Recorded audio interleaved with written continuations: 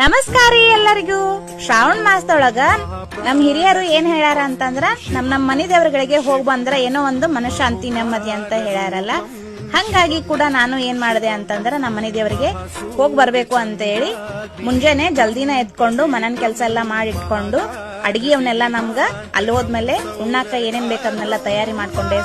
ಚಪಾತಿ, ಪಲ್ಲೆ, ಹಂಗ ಅನ್ನ, ಪುಳಿಯೋಗರೆ ಇದನ್ನೆಲ್ಲ ತಯಾರು ಮಾಡ್ಕೊಂಡು, ಪಾಯಸ ಅದನ್ನೆಲ್ಲ ತಯಾರು ಮಾಡ್ಕೊಂಡು, ಗಾಡಿನೂ ಕೂಡ ನಾವು ಮಾಡ್ಕೊಂಡು, ಅಂದ್ರೆ ಹೋಗಾಕ ನಮ್ಗೆ ಅಷ್ಟೊಂದು ಫೆಸಿಲಿಟಿ ಇದ್ದಿದ್ದಿಲ್ಲ.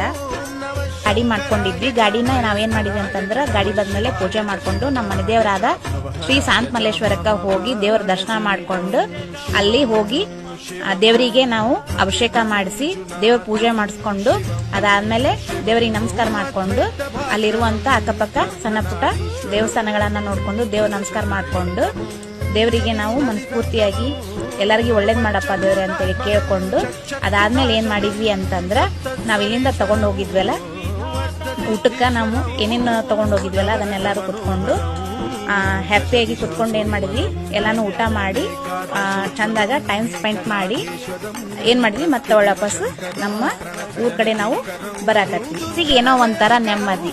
ನೀವು ಹೋಗ್ ಬಂದಿರಾ ನಿಮ್ಮ ದೇವರಿಗೆ? ಹಾಗಿದ್ರೆ ಕಮೆಂಟ್ ಮಾಡಿ ತಿಳಿಸ್ರಲ್ಲ. ಮತ್ತೆ ಬಡ ನಿಮ್ಮ ಮನೆ ದೇವ್ರು ಯಾವ್ದು ಅನ್ನೋದನ್ನು ಕೂಡ. Thank you for watching.